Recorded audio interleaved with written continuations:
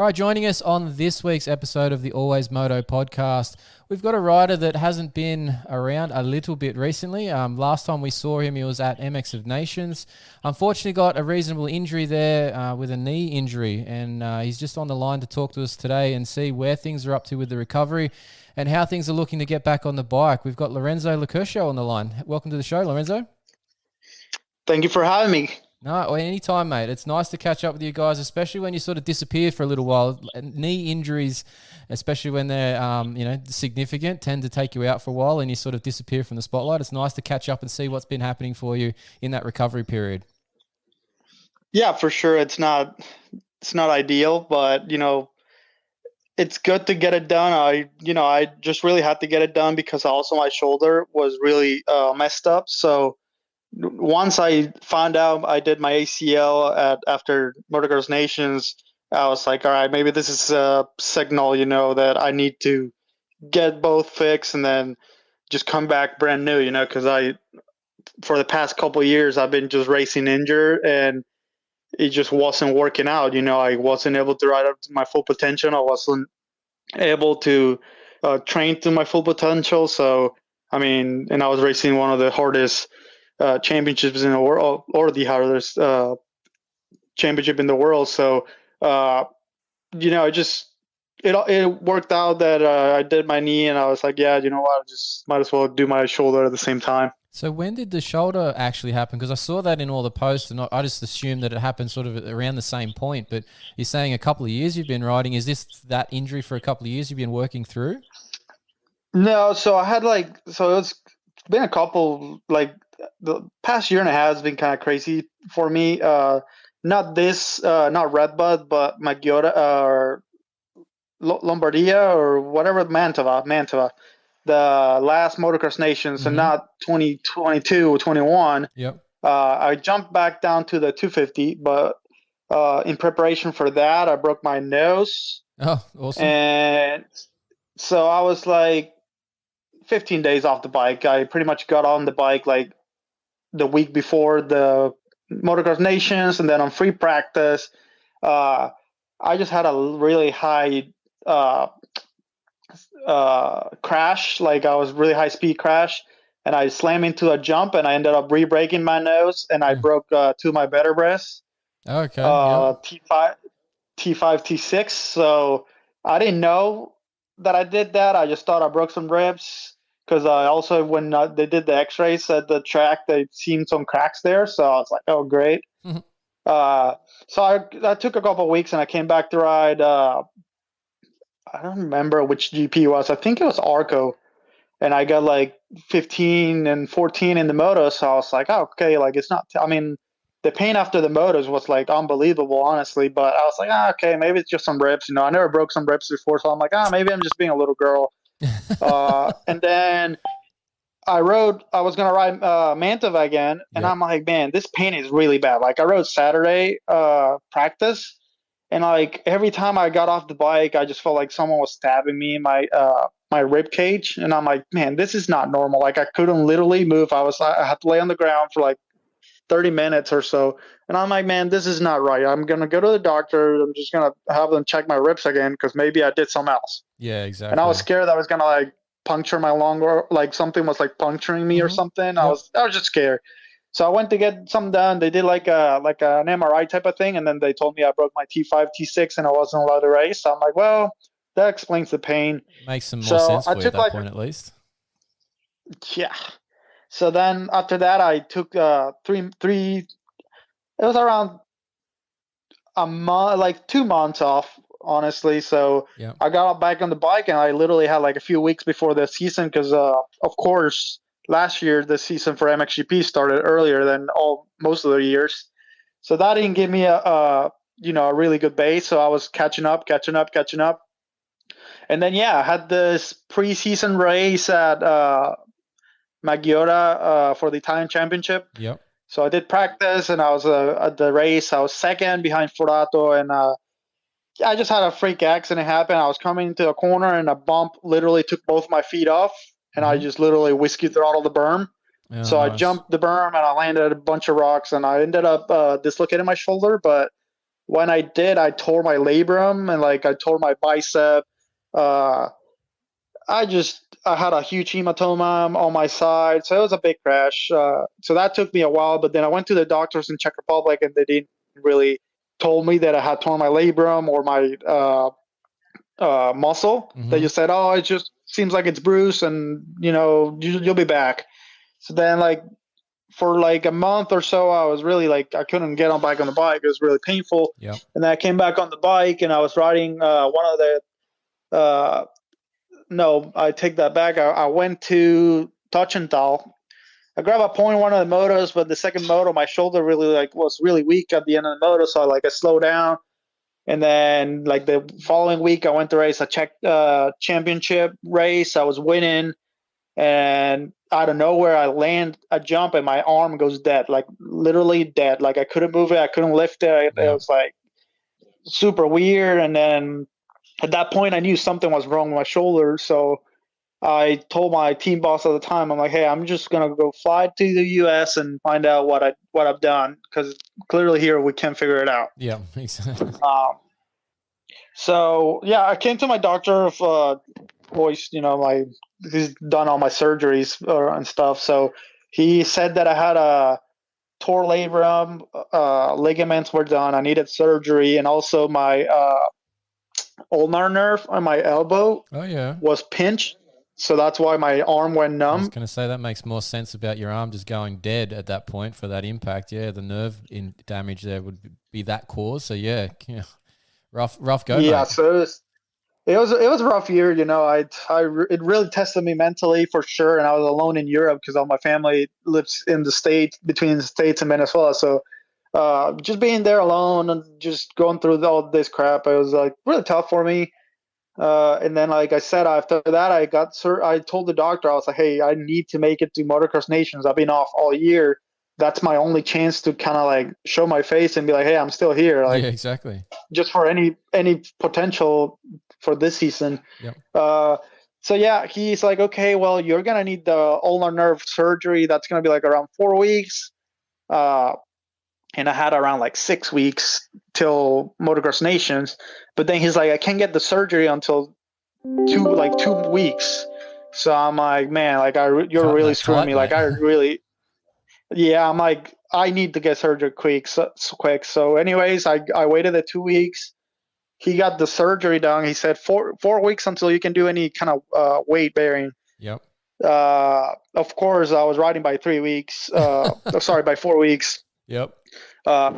But it all worked out. I had like 5 days on the bike before Motocross Nations, so it worked out. I got on a KTM on the new chassis, which I never rode before that event, and we just revalved suspension, put a pipe on it, and just said go to race. Went for it. And yeah, I was literally just winging it pretty much. The goal was to make it to the A final, which we did.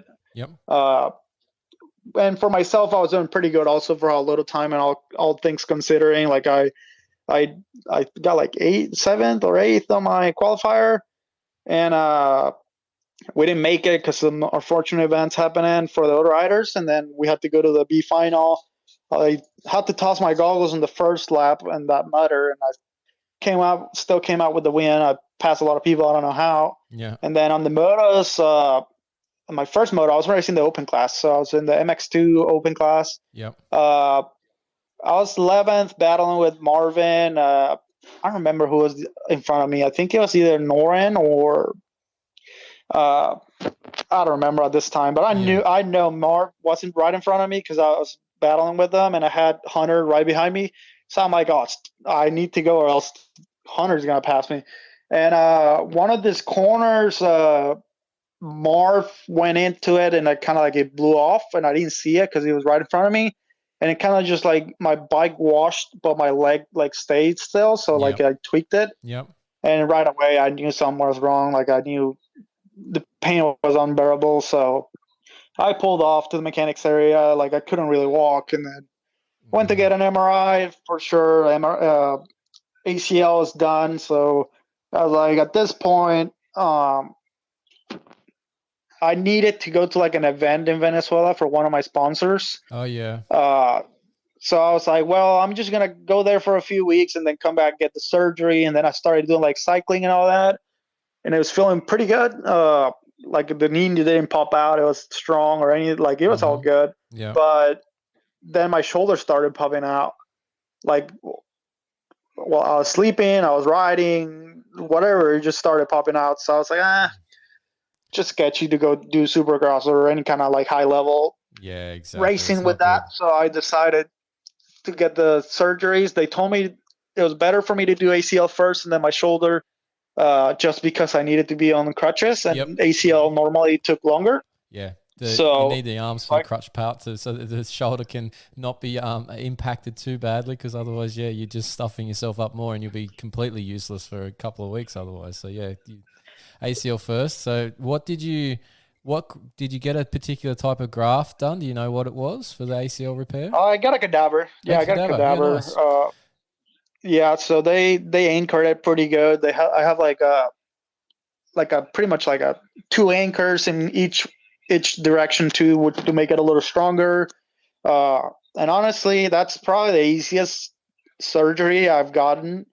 I had a external nerve block. Yep. Which was the machine that I have like a tube going into my my hip, and it was just feeding whatever they do to keep it numb. So I did that for the first night, and then it came off, unfortunately. But like I wasn't in pain meds or anything, which I was really surprised. So then that just really went smooth. I started to move fairly quickly as soon as I got home from the hospital. Yeah. And at 4 weeks, I was already walking. We just needed to wait the 4 weeks for some reason. I thought I could have walked earlier, but I was trying to listen to the doctor. Today I'm at 3 months, and I'm almost to the point where I'm fully released. Like I'm doing like a lot more than I should be doing, and that's just from the knee aspect, but yeah. Yeah, like it's strong. I got muscle. I got no swelling. Nice. It's all the tests that they've done. I passed. Yeah, perfect. So they pretty much just telling me that I need to wait for my shoulder to be done for it to be clear. But for the shoulder, like I said, I needed to wait 4 weeks to get the surgery done, and I just been pounding in therapy. Like I told the guys, might as well just prepare me a bet here since I'm here almost every day. It feels like that when you're post-op, doesn't it? Those first few weeks, you just seem to be at the same spot, doing the same movements with that little rubber band, and that's all you seem to do. Yeah, like it was crazy because for the knee, I was going 3 times a week at the beginning, and then when I got the surgery, and I took a week off for my shoulder, and then I resumed knee therapy. And then after that, they allowed me to start doing therapy for my shoulder. So I was doing 3 times a week knee, and then 2 times a week shoulder. So I was literally there 5 days a week because they wouldn't let me do double day. Like so you had to go and split it up and be every day. Jeez, you literally are just getting up and going to there every day, aren't you? So literally, I hop on my car and it just says directly like the address for the it knew therapy the place. car was going to drive you there no matter what. Yeah. If I had a Tesla, it'd probably just drive me there by itself. Yeah, exactly. So let's put it that way. Now, of course, it's changed just because I'm so far ahead with my knee. I'm only going 1 time a week, every 2 weeks. And for my shoulder, I'm still going twice a week. So I've been progressing a lot, honestly. Like the therapists are really happy with me. They're saying that I'm really far ahead to where I should be. So that's at least encouraged. So hopefully I'm on the bike anytime soon. I go to the doctor soon too for my shoulder, which that's pretty much what we're waiting on. Yeah. Just to get more of a direction of how long it's going to be till I'm back on the bike. So what are we hoping for? Like within a month sort of thing, you're back on the bike, or what's the aim at this stage for you? Well, either that or, I'm hoping to be riding by mid-April so I could be ready for or not ready, but at least to start the outdoors here in America. Oh, that's my next question. What was the plan for racing? Like, yeah, so you are going to try and do some pro nationals? Yeah, my plan is to do the full thing. Either the doctor allows me or not. That's another thing, but that's my plan. Yeah, nice. Like I said, I feel really good. So it's like just about convincing my doctor to let me ride in April. But yeah, that's the plan. Well, at least it's the middle of April. That gives you sort of that 6 weeks till start of the races, doesn't it? So it's a reasonable time frame to get some strength and some bike time and hopefully some settings all set up for it. So it's a reasonable time frame for you to work with. If it gets to the end of April, it starts getting a little bit tight, doesn't it? So. Well, yeah, and like I said, I only had 5 days before Nations and I did pretty well. So I just wanna start the season, like, build as I go. I want to be there with Moto too, so I haven't been able to do that the last couple of years. So I want to finish the season like completely and just build from there. I know it's going to be tough because I'm coming from one of the two toughest injuries you could have as a rider, just because of the shoulder and the knee. But yeah, I'm kind of like a head case when it comes to this. Like, I really push myself to more of the limit, so just to make sure I'm good when I come back to the bike. So I feel good. I feel like I'm ready. Like, if I didn't get surgery on my shoulder, I probably would be riding by now. Yeah.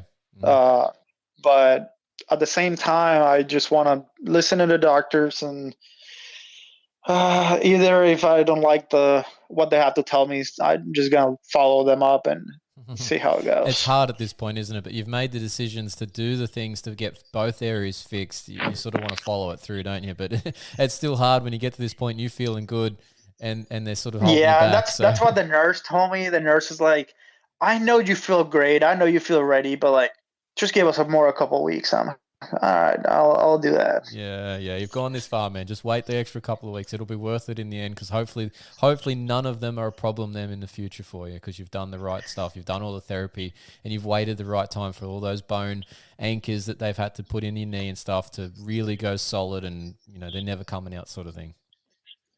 Yeah. I'm 100% confident on my knee, honestly. Like, the doctor did a really good job. Like, I have no swelling at all. Like, if I didn't have the incisions, you would have known that I had a surgery on it, because honestly, like, it just, and like, I got my muscle pretty quickly back, so it's not like you couldn't tell, like, it's something really went on that.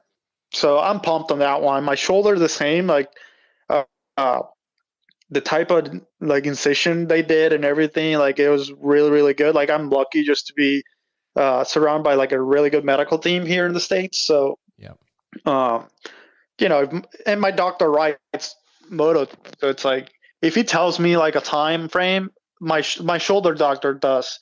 My knee doctor, he's like really just like a normal doctor, but he's really good for knees. So they're both on the same team. So, but if my shoulder doctor tells me something, I listen to him more than if my knee doctor tells me something, just because he don't know how tough us dirt bikers are, like, just how much we're willing to push just to be back. Yeah, but if my shoulder doctor tells me, it is, honestly. So. Like, that's amazing that the surgeon is at riding dirt bikes. Usually they know too much about the injuries. They don't want to put themselves in that position. But yeah, that's pretty cool, because then he's understanding everything for you. That makes it so much easier for you to, like you said, you're actually listening to him differently than the knees guy. Exactly. Yeah, and I was surprised, honestly, because my knee doctor said 3 months until you're like back good to go, but like 4 months until you're like race ready. Which I was expecting from like a non-moto doctor, just to be like, oh, it's going to be at least 6 to 8 months. Well, that's the general time frame for like most people that they'll say, because it's especially when they're going to go back to like a football or a soccer, depending on who's listening and which word we want to use there. But like that cutting movement is more problematic on those fields, and that's where the 8 months sort of comes in. But for us moto guys, you're just standing on the foot pegs. You're not sidestepping as such. So it's a shorter time. As long as you don't dab your foot. Well, yeah, exactly. You got to keep your feet on the pegs a lot more nowadays. So, but yeah, the recovery recovery timeframes have been getting shorter and shorter for guys returning for moto, at least for ACL. So that timeframe that you're I know. telling me I'm is pumped on that stuff. it's not unusual now. It's real short. So Yeah, I know. I last time I did a knee was like 10 years ago, and the same doctor did it. yep. Uh, he told me a year just because of I had like a broken femur down there, and I had like all ligaments done on that knee. Yep. So he said a year, but I came back at 4 months. So I'm like, I was hoping the same time, but when he said 3 months, and I'm like, okay, now you're speaking my language. Yeah, we're on the same page. Let's go. Yep. Yeah, I was stoked. That's awesome. Well, look, things are obviously progressing for you and getting closer to being back, which is awesome to hear. And glad you haven't got any horror stories about how things have, bad surgeries or anything like that. So that's always positive, and you sound like you're in a good spot to be hopefully being released here shortly. So it's awesome to catch up with you. Is there any, actually quickly before we end this, is there any plans, like have you got some bikes and rides ready for the outdoors, or are you still working on something, or is this going to be a full privateer effort at this point for you? Yeah, it's gonna be a privateer effort. I'm gonna have like my own deal. I'm gonna start doing like my own team. I have enough experience already from like just being all over the world. Yep. Where I found some good support where I'm just gonna do my own thing. I'm gonna be in a gas, but like the factory edition one, so it's the new chassis. Nice. Yep. Bike. And I'm gonna do my own thing. We got another rider coming from overseas. Soon I'll be giving more information about that. Who's gonna be? Cool. So yeah, it'll be, my thing, and it also is gonna work for the future. When I decide to step away, I'm gonna have something to go back on and just run a team. Nice. So we're going to be staying more AMA based stuff then, I gather, with the team set up then. Yep, for sure. That'll be the goal. I'll be doing next year for sure. I'll be doing supercross and motocross. This year is only outdoors, just because I rather sacrifice supercross and get back to 100% just for the future. Yeah. But sense. yep, that'll be the aim for now. Just back to America. Awesome. Well, look, we really appreciate you, telling the story of how these injuries are going and giving the listeners on the AlwaysMoto podcast some insight into what's been happening for you in the last few months. So appreciate your time today, Lorenzo. No, thank you for having me, guys. Awesome. All right, mate. We'll leave it there. Thank you. Thank you.